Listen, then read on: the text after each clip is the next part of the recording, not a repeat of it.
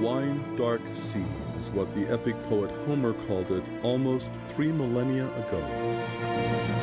Since then, the shores of the Aegean Sea have been washed by wave upon wave of conquerors and their empires.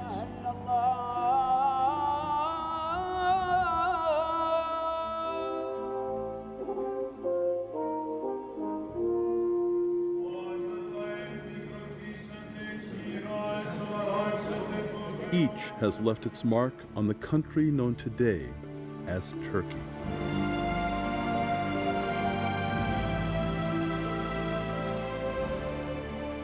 Turkey stands today, as it has for millennia, at the crossroads of East and West.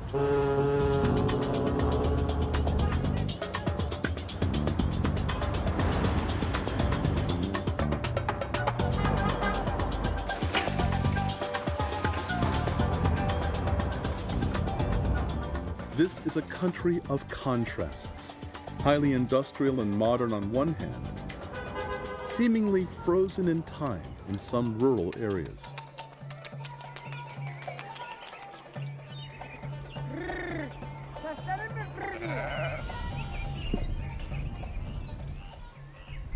Modern Turkey, with a population of nearly 68 million, is a secular state more than 99% Muslim. So it often surprises visitors to learn that here in Turkey is found the cradle of Christianity. It's pretty amazing to be in a place where so many great religions collided in cultures and histories. And it's holy. I mean, it is holy. It's unreal. A center of Christianity or religiosity, I don't know. Here it was just amazing. Here in Turkey, the other Holy Land, tourists can wander through the actual biblical sites where Paul the Apostle preached to the people of Ephesus, where John the Evangelist wrote the 4th Gospel, where Mary, mother of Jesus, is said to have lived out her last years, where early monks retreated to cave dwellings, and where emperors would create monuments to the religion they had once tried to destroy. How and why was this land, once called Asia Minor, such fertile ground for a small cult of people who worshipped an executed Jew named Jesus? How did those few believers survive not only persecution by emperors, but severe disagreement among believers? How did their small cult grow up to become the institution of Christianity?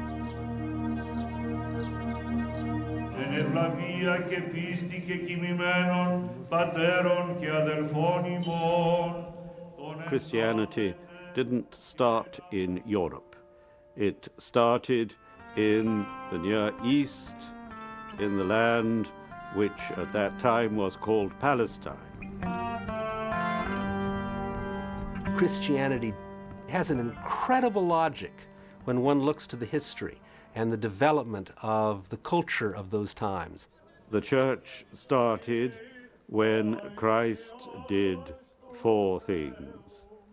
He took bread and wine. Second, he blessed them.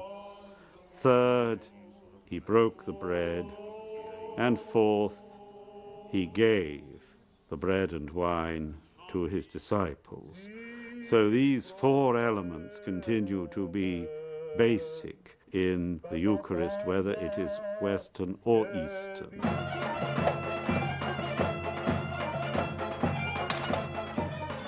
Cappadocia, in the heart of Turkey, is an area rich with Turkish folk traditions.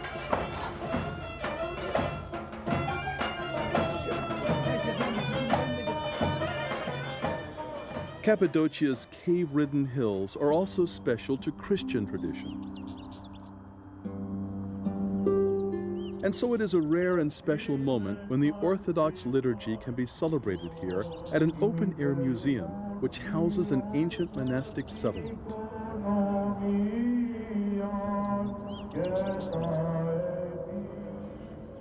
Here, Bartholomew I, spiritual leader of all Orthodox Christians, ordains a new priest, an American as it happens. This commission to be a priest is conveyed by the laying on of hands, a ritual gesture traced by believers back 20 centuries to the first disciples of Jesus. Priesthood comes to us and to the end of the centuries through the apostolic succession. The apostles ordained first bishops, and those bishops the others, priests, bishops, and through the generations we have this apostolic succession. This apostolic succession had its beginning in one particular time and place. That time is the Pax Romana. The place is the fertile ground of the Eastern Mediterranean basin. What happens here will reshape the world to the one we know today.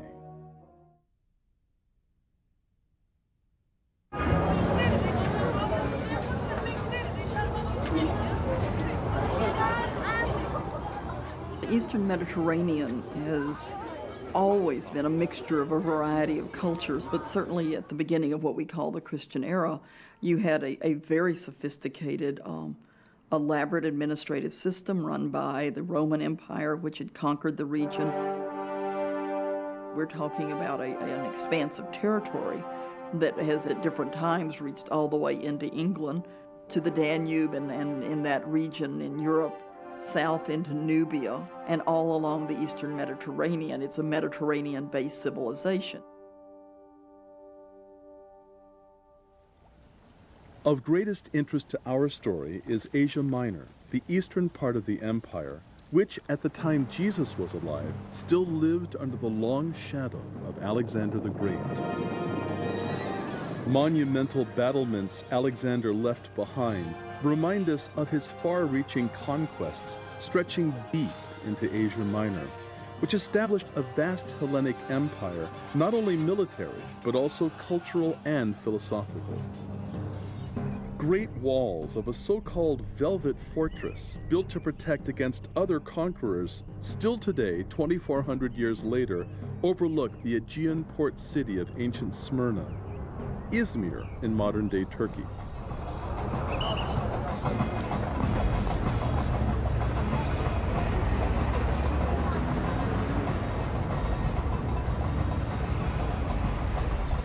That whole region was ruled before the Romans by variants of the conquest of Alexander's. You have an incredibly sophisticated Greek culture with a great deal of philosophy and theological pagan thought and scholarship. Rome, in its advance and domination over what becomes its empire, really co-opted Greek civilization.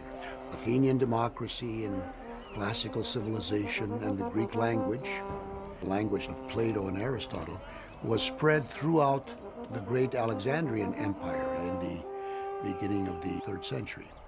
But the empire also embraced and respected smaller local cultures, including Hellenized Jews, who thrived in many cities in Asia Minor.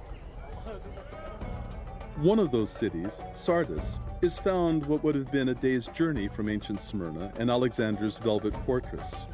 Here in Sardis can be found evidence of a substantial Jewish community dating from the time when a man called Paul of Tarsus arrived here to advocate belief in Jesus, called the Christ. Paul would doubtless have visited this row of shops uncovered by excavations and dubbed by archaeologists the Jewish Street. Around the corner from the Jewish Street, an impressive synagogue enjoys a place of prominence in the town, suggesting the assimilation of the Jewish community into the Greek culture surrounding it. The importance of the synagogue is evident from its location. Adjacent to the gymnasium, once a majestic building that served as the center of town activities and which overlooked vast athletic fields. Many of the Jews were heavily Hellenized. There's no question that the Jews of the diaspora had intermixed. They were not living in ghettos. The Jewish cemetery of Rome was excavated not too long ago, not too many years ago. Some 78% of the inscriptions in the Jewish cemetery in Rome were written in Greek. What does it mean? It means that the Jewish community in Rome was a Greek-speaking community. At about the time of Christ's birth and for the centuries after it, you have a very sophisticated layer of the Jewish community who are functioning quite well within the Roman Empire. You have a Roman administrative system still largely driven by Greek thought, the Greek language. This fusion of cultures characterizes the city of Ephesus. The old city of Ephesus is absolutely fascinating today. At Ephesus, there's a sense of life, not just because of the tourists that visit Ephesus, but also because of the very intensive archaeological activity and reconstruction activity that's going on there.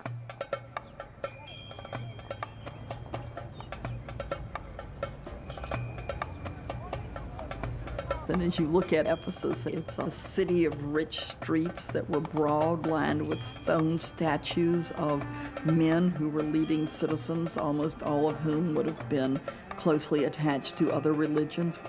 It had a culture that had been alive and important and tied to gods of the Greek world before it became a major Roman administrative city.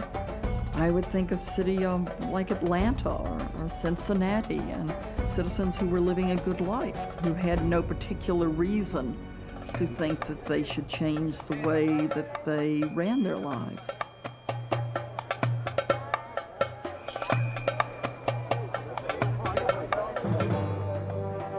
Ephesus will play a major role in the growth of Christianity. Ephesus, at the time when Jesus was attracting followers in Palestine, is already the most important Aegean coast city in the Roman Empire and is the fifth largest city in the entire empire.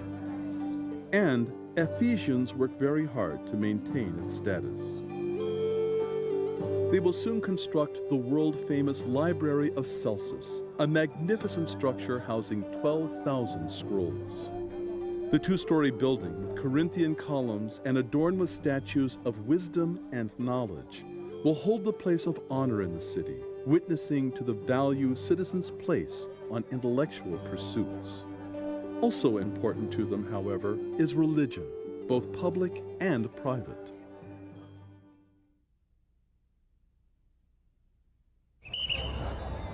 Religion has always played an important role in the lives of Eastern Mediterranean peoples. This was definitely true at the time of the Roman Empire. In the late Roman period, we see a difference between public religion and private religion. Public religion would be similar to us today, swearing our allegiance to the flag, the ceremonies that were necessary for the cults that are the official cults of the Roman Empire, of worshiping Jupiter, Juno, and Minerva at the Capitoline Temple in Rome, sacrificing when one has had a military victory, and so on. But we also see in the late Roman period the introduction of mystery cults, such as the cult of Mithras. In Mithricism, you would be baptized in bull's blood, where apparently a bull would be sacrificed above a grate, and the initiate would be down below being rained on by the blood of the sacrificed bull. The Roman religion itself was effete at that time. It's the best term for it. It had lost its vitality.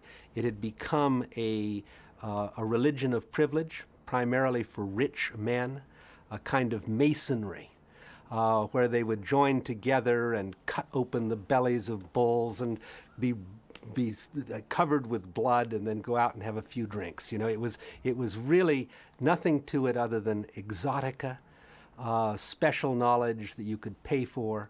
The fabric and fiber of the rich old Roman religion was gone. With the old religions in decline, the times are ripe in Ephesus for the radical new teachings of a man named Paul.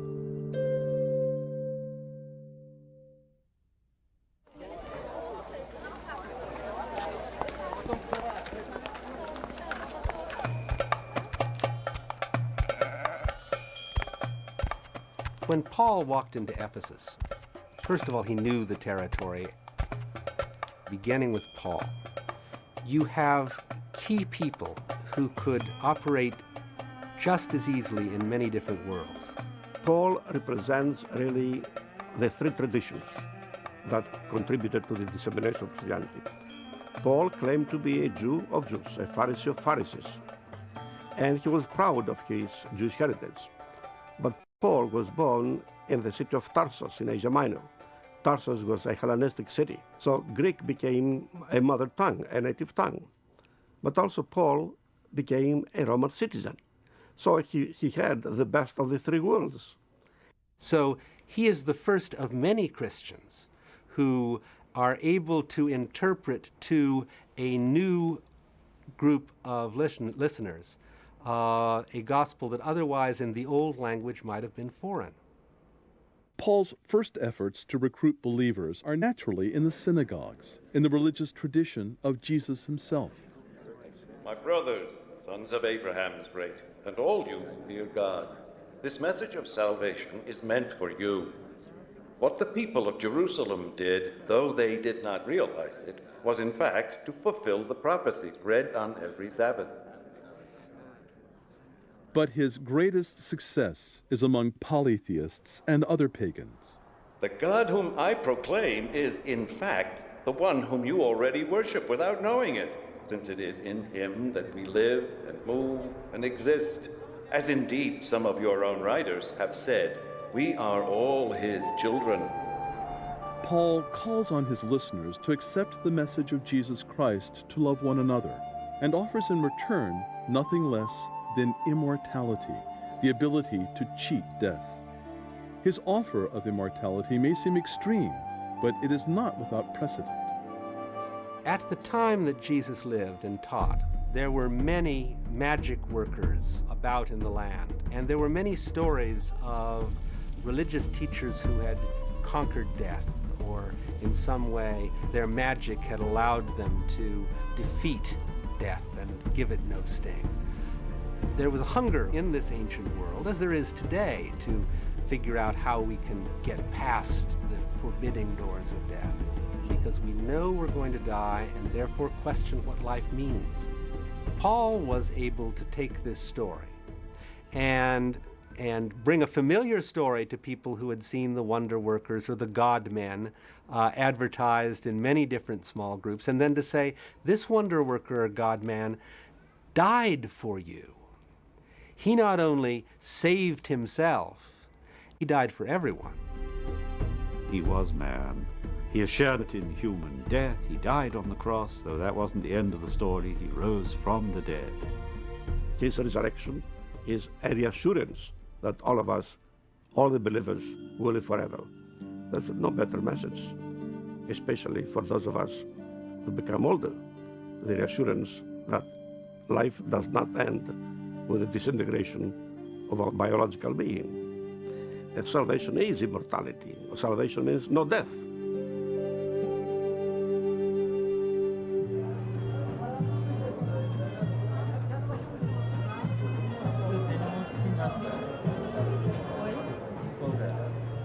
People often think the triumph of Christianity was something inevitable.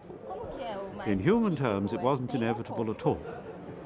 By and large, Christians belong to the lower strata of society, slaves or poor people. Christianity started out among the people that weren't doing as good.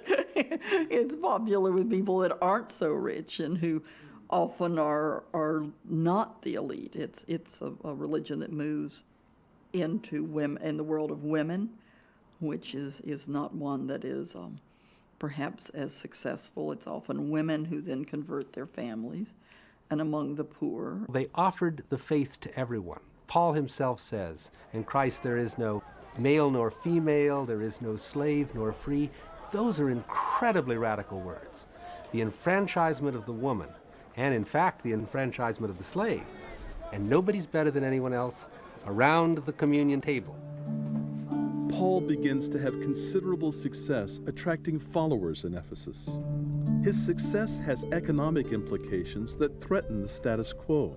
The amphitheater in which he has preached becomes the site of a dramatic confrontation. At the heart of the conflict is the special place the people of Ephesus give to the goddess Artemis, symbol of fertility, and the commerce this creates. We know, for example, when St. Paul comes to Ephesus, the great competition that he faces in introducing Christianity is with the cult of Artemis, or Diana of Ephesus. We know, for example, when he preaches, it ultimately results in a riot in Ephesus because the silversmiths feel that he's going to put them out of business. There was a silversmith named Demetrius who made miniature silver figures of Artemis, which provided no small amount of work for the craftsmen. Demetrius called the workers together and said, "This Paul has persuaded and misled a great number of people by saying that gods made by hands are not gods at all. There is danger that our business will be discredited, and even that the temple of the great goddess Artemis will be stripped of her magnificence." When they heard this, they were filled with fury and began to shout, "Great is Artemis of the Ephesians!" And the people rushed with one accord into the theater, seizing Gaius and Aristarchus, Paul's traveling companions. Paul wanted to go before the crowd, but his disciples would not let him, advising him not to venture into the theater. As it turns out, Demetrius is right. Artemis is stripped of her magnificence eventually. The temple of Artemis at Ephesus, once counted among the 7 wonders of the world, stood near the water overlooking the port before the harbor silted in and left the city high and dry as we see it today. And all the remains of the temple today in Turkey is marked by one sole pillar in an open field. Although a small hint of its former grandeur is perhaps reflected in the ruins of a lesser temple of Artemis found nearby in the city of Sardis. Paul's message of unity and love catches hold and allows him to move on from Ephesus after 3 years, leaving behind a thriving community of believers. He will later write 2 extended letters to these Ephesians while he is imprisoned in Rome. Visitors to Ephesus today find no grand memorial dedicated to Paul, surprisingly enough. What visitors do find, however, may be equally surprising.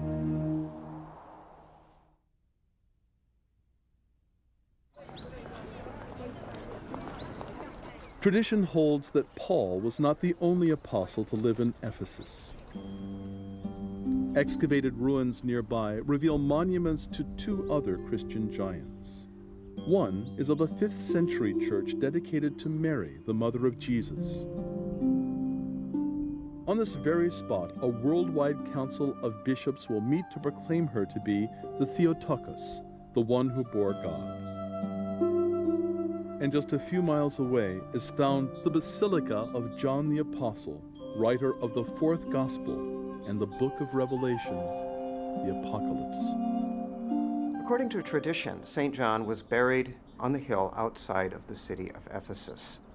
By the 2nd century, there was a monument constructed over the tomb of St. John. It became the center of local pilgrimage, pilgrims who would come to pray at the tomb. And from this, the church that was there developed in the 5th century into a great cruciform church centering on the tomb of St. John, rebuilt by the Emperor Justinian in the 6th century. So we see across Turkey the development of a sort of sacred topography as there was in Palestine, in Jerusalem, with sites that begin to be the centers of veneration that are associated with the apostles, with saints, and with martyrs of Asia Minor. There are places from which contact to heaven is easier, where connection is more easily tapped, so that if one prays at the tomb of a saint, one's prayers will be helped to heaven by the intercession of the saint that is there. And we see the construction of great churches like the Church of St. John as centers of devotion. St. John, buried here in Ephesus, according to tradition, is the same John who stood at the foot of the cross with Jesus. On the cross, Christ entrusts his mother to the care of John. He says to John, "Behold your mother." He says to Mary, "Behold your son." It is believed in early Christian tradition, though this is not specifically recorded in the New Testament, that John went to Ephesus. And it's believed that he took with him Mary, the mother of Jesus, with him to Ephesus. The Roman Catholic Church considers that she died in Ephesus. The Orthodox Church believes that before her death she returned to Jerusalem and died there. But we are dealing here with things not recorded in Scripture, but going back to early Christian traditions.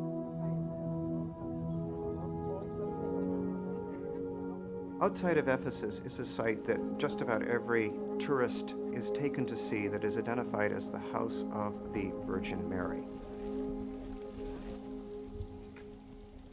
To think that the Virgin Mary actually lived here, and even for someone who isn't religious, that's incredibly interesting. There's a lot about Mary you don't really know about after Jesus' death, so it's sort of amazing that she came here with St. John. So this is an interesting sort of angle to the story that you're not always getting. In fact, there is no archaeological evidence for this site, and the identification of the site is based first on the very loose tradition that the Virgin Mary spent the last part of her life in Ephesus. There is the counter tradition that she spent the last part of her life in Jerusalem, where one of the important sites in Jerusalem is the tomb of the Virgin Mary.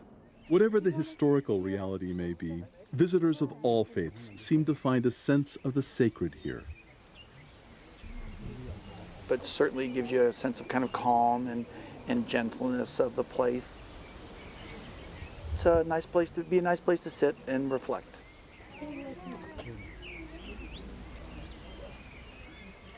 The quiet appeal of Mary's house is not limited to Christians by any means. Of special interest is the fact that Muslims find common ground with Christians here. Islam's roots trace back in part to Jewish and Christian scripture, and Mary is revered in the Quran. Local Muslims come here to pray and seek her blessing, and according to their tradition, leave bits of cloth as offerings of intercession.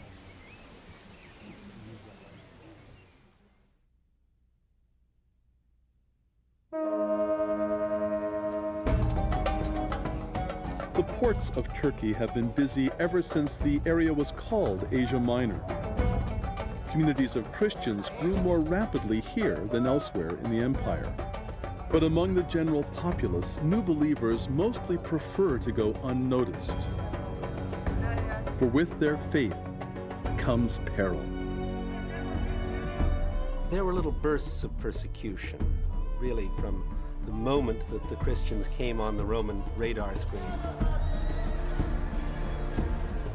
There was an overreaction to early Christians, even though there weren't very many of them, simply because those in authority and those in power recognized how dangerous this democratization of Christ was to their own imperium. Once many people became Christian, then the question was, do we co-opt them? Do we tolerate them, or do we oppress them? Anyone who became a Christian knew that they might be called upon to die for their faith. In Izmir, visitors can find a church dedicated to one of the earliest Christian martyrs.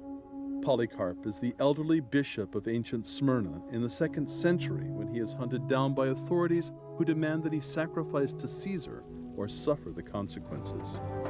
What harm is there in saying, Caesar is Lord, and offering incense, and saving thyself? Polycarp answers, For 86 years now I have served my Lord Jesus, and he hath done me no wrong. How then can I blaspheme my king who saved me? A written account of Polycarp's death was widely circulated in the 2nd century and helped develop a cult of martyrdom and a genre of literature. one of the things that happened with the early martyrs is that their stories were written, and they were written almost like romances, and became part of the literature of piety, almost like saints' lives. Indeed, they were saints' lives. When the firemen lighted the fire, and a mighty flame flashed forth, we to whom it was given to see saw a marvel. Fire made a wall round about the body of the martyr. But it was not like flesh burning. It was like gold and silver refined in a furnace. A fragrant smell wafted in the air like the odor of frankincense or some other precious spice. There were long periods of toleration, but the Christians knew that they had no legal status in society. At any time you might be called to confess Christ with your blood. In its literal sense, martyrdom means bearing witness. And a martyr is not just somebody who throws his life away, but who bears witness to his or her faith. Martyrdom is something very different from suicide. Suicide was always seen as something that Christians should not do. For 3 centuries, Christians face intermittent efforts to suppress their religion, but their ranks continue to grow, cultivated, as Tertullian said, by the blood of martyrs. Persecutions reach a climax at the end of the 3rd century during the reign of Emperor Diocletian. Under Diocletian's successor, both the empire and the Christian religion will change forever.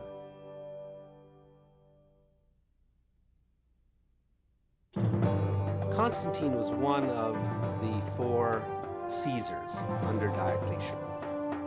When he won a great victory in 310, he went directly to the temple of Apollo and gave to Apollo great thanks for securing him the victory. But his mother was Christian and had a considerable influence over him. Just 2 years later, Constantine, being politically shrewd as well as influenced by Christians, was said to have had a vision on the Milvian Bridge, where he saw Sol Invictus, the unconquerable sun, which he also took to be the Christian God, giving him now the imprimatur for his victory. Constantine wins the battle at the Milvian Bridge and the emperor's crown. The conversion of the Roman Emperor Constantine to the Christian faith occurred around 312, 313. Though Constantine himself wasn't baptized until his deathbed in 337. Baptism was said to take away all of one's previous sins, and Constantine had many. He killed his father-in-law, he killed his wife, he killed his eldest son, he killed 3 of his brothers-in-law. This was not a nice man in that regard. He would do anything to achieve his worldly success. He also seems, however, to have a rather deep spiritual sense, and he wanted to take no chances, so he waited to be baptized until the very end of his life.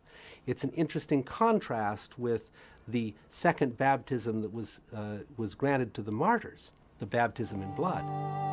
When Constantine chose to become Christians, there were very few Christians in high position in the empire. So Constantine took quite a risk. He wasn't just jumping on a bandwagon. But once he had become Christian, the whole situation of the church altered. In 313, Constantine issues the Edict of Milan. All edicts against Christian worship are rescinded, and Christian worship is allowed for the first time legally in a long time to exist and flourish untrammeled by the state. Emperor Constantine moves the capital of the empire from Rome to a small city strategically bridging east and west, called Byzantium, which he renames Constantinople after himself. The political power has been moved to the new capital, the new Rome, the polis of Constantine, Constantinople. And that means that in Constantinople you have both a very powerful state and a very powerful church. Constantinople was definitely the Queen's city, and all the world knew that that's the greatest city in the world.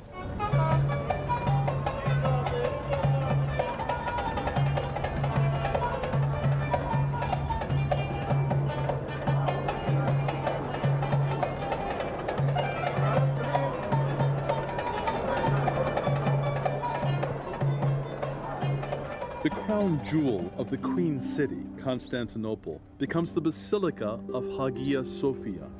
This extraordinary basilica was first ready for worship in 360, but burned to the ground in 532. Emperor Justinian spent 6 years rebuilding it as we see it today. When Constantinople fell to the Turks in 1453, Mehmet the Conqueror converted Hagia Sophia into a mosque. When Turkey became a secular republic after World War I, it was open to the public as a museum. But for almost 1,000 years, Hagia Sophia is the world's foremost Christian church.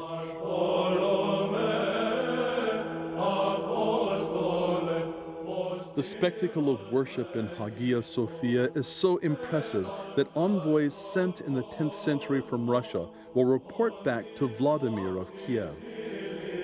We knew not whether we were in heaven or on earth. For surely there is no such splendor or beauty anywhere upon earth. We cannot describe it to you. Only this we know, that God dwells there among humans, and that their service surpasses the worship of all other places. For we cannot forget that beauty. Hagia Sophia under Emperor Justinian also serves as the administrative center of the church across the empire, with a staff of more than 600 priests, male and female deacons, readers, cantors, and doorkeepers. Today's curious visitor to Hagia Sophia can follow a cobblestone ramp Emperor Justinian ordered built to wheel food carts from the main floor of the church to the spacious mezzanine. Here, great gatherings of bishops would meet to debate theological and organizational policy. For the freedom the church gains under Emperor Constantine also unleashes severe disagreements about the meaning of the faith. The Christian religion faces a new crisis. Can it survive challenges from within?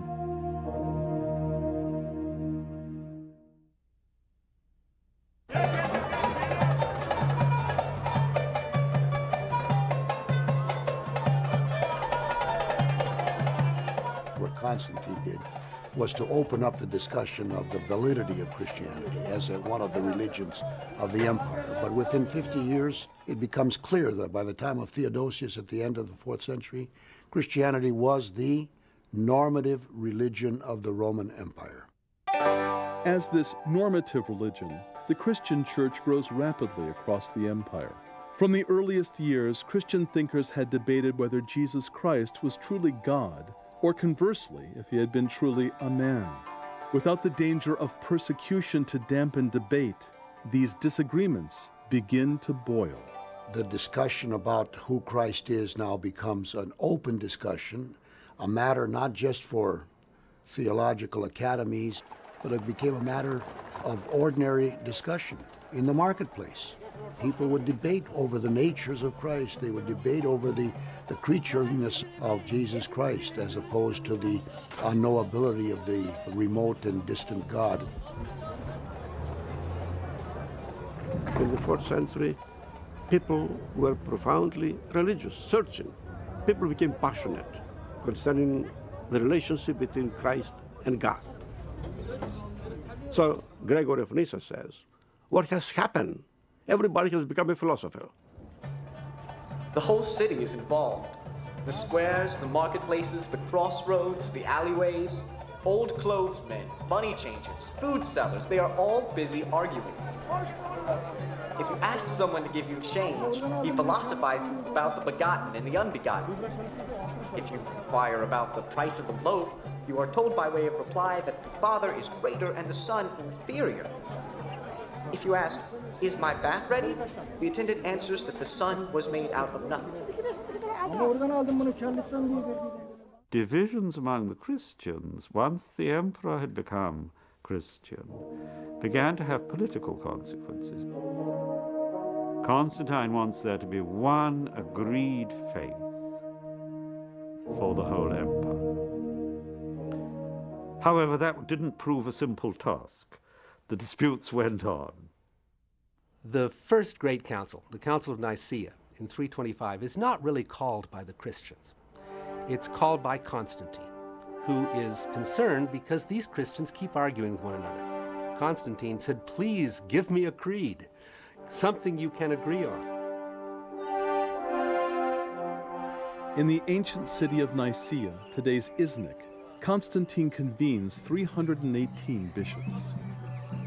After months of debate, they agree to adopt a creed that virtually every Christian rite and denomination today still profess. In one God, the Father, the Almighty. And orthodoxy, literally meaning the right teaching, is established.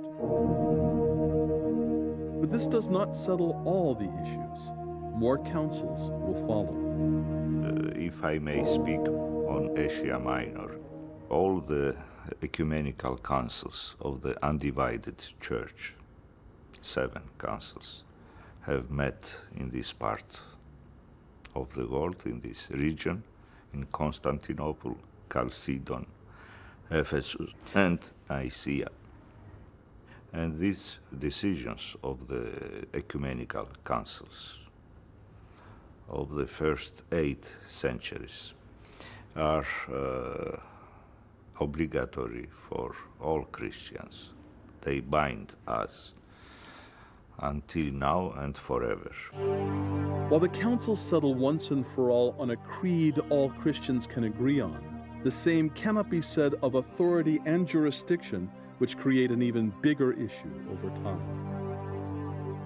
The early councils recognized 5 super-bishops, as it were, heading the 5 patriarchates based in Rome: Constantinople, Alexandria, Antioch, and Jerusalem.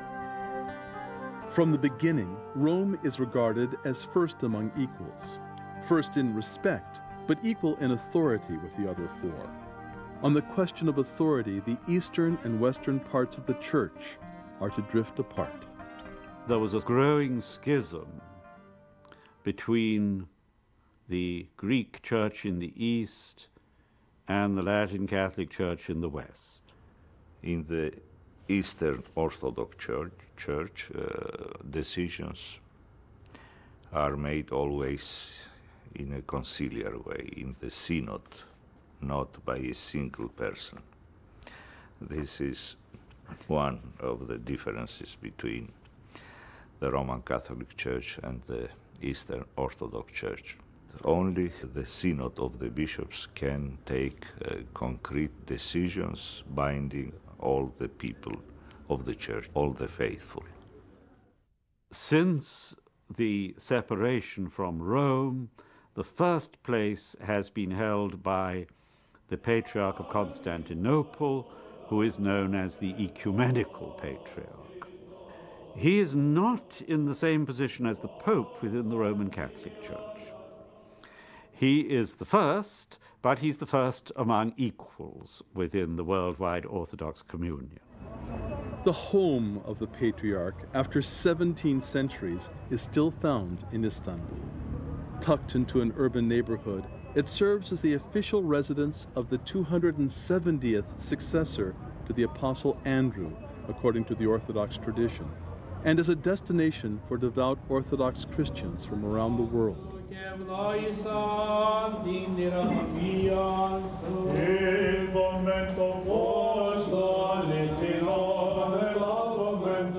The Patriarchate remained in Constantinople after the city fell to the Turks in 1453. The respect accorded by the new rulers to Orthodox leaders is depicted in a mural in the Patriarchate's main building. Mehmet II presenting Patriarch Gennadios with recognition of his stature as spiritual leader of all Orthodox Christendom. 1,000 years earlier, Christian leaders had enjoyed acceptance in the palaces of Byzantine rulers, but some Christians see danger for their faith in imperial favor and seek instead the ascetic cleansing of the deserts. In the time of Constantine, the historical trade route called the Silk Road passed through Cappadocia. Remnants of the Silk Road trade still survive here thanks to later Christian monks who smuggled silkworms out of China and began spinning their own silk for cloth and carpets.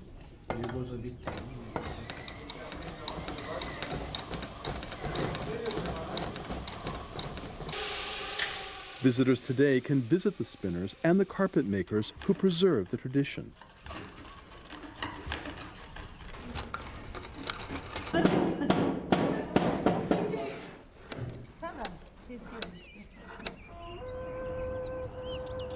But Cappadocia is more often remembered for its landscape and the rise of a counterculture in Christianity, monasticism. The region of Cappadocia is a region of extensive rock-cut settlement in a volcanic landscape.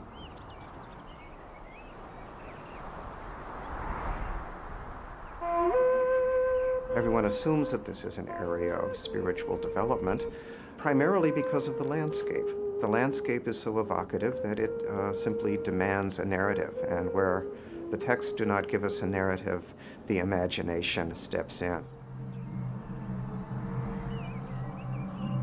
The almost mystical feeling that the hills of Cappadocia offer can be reinforced for today's visitor by experiencing the mesmerizing dance of whirling dervishes, a contemplative sect of Sufi Muslims who perform ritual dances, spinning until they achieve a trance-like state, transcending earthly reality. Doubtless, it was the same mystical quality in the landscape that appealed to 4th and 5th century Christians, whose ascetic practices would lead to modern Christian monasticism, and to later Christians who would literally carve out a place for Christianity in Cappadocia.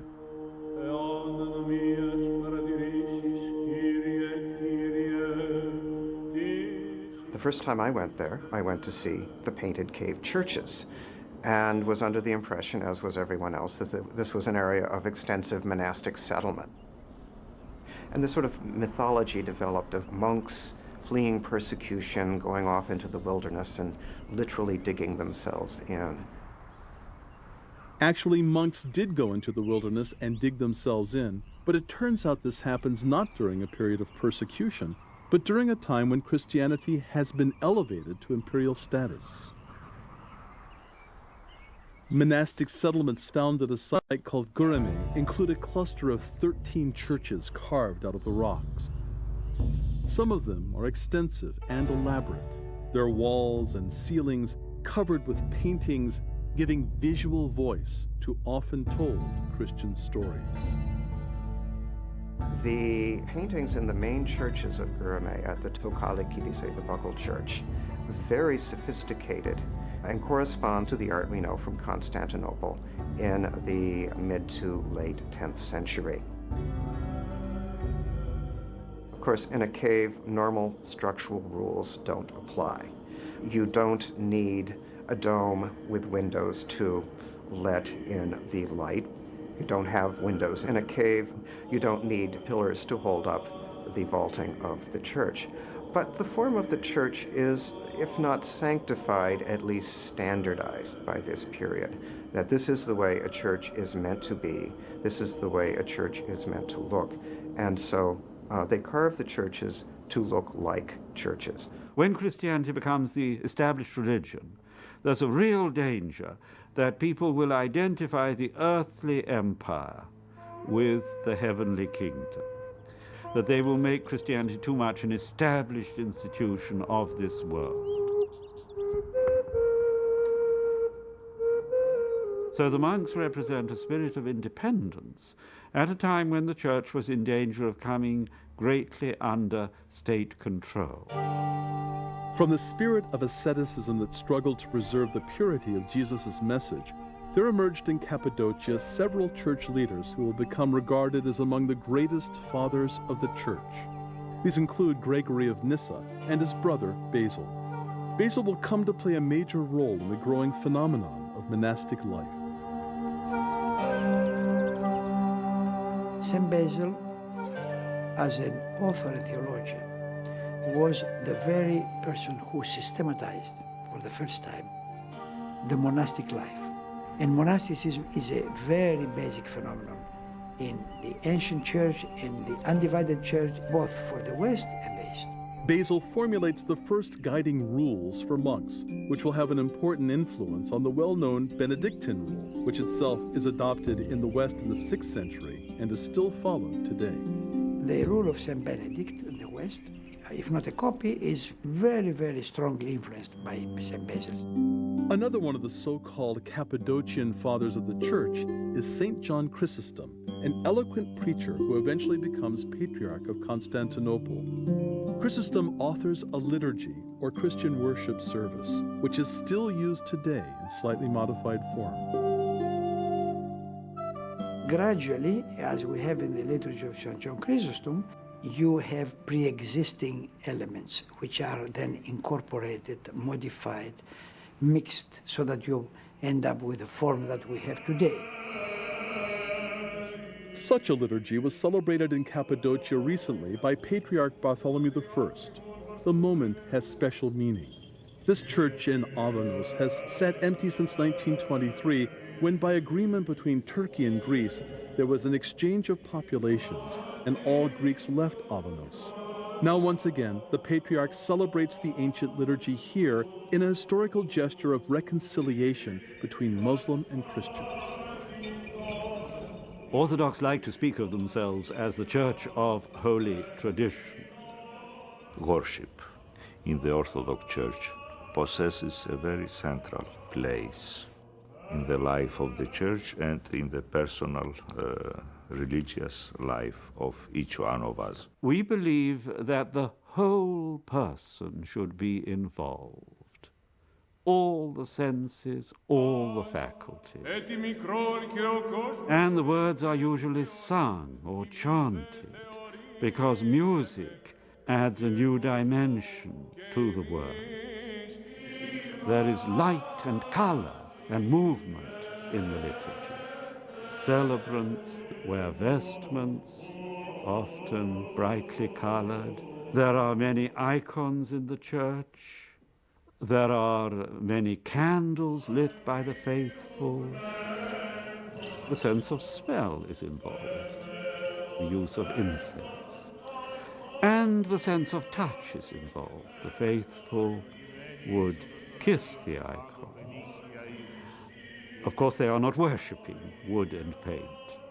They are showing honor to the person depicted in the icon. For us, tradition is a living thing. And all these things, iconography, music, the sacraments, help the people to experience the truths of the Christian religion.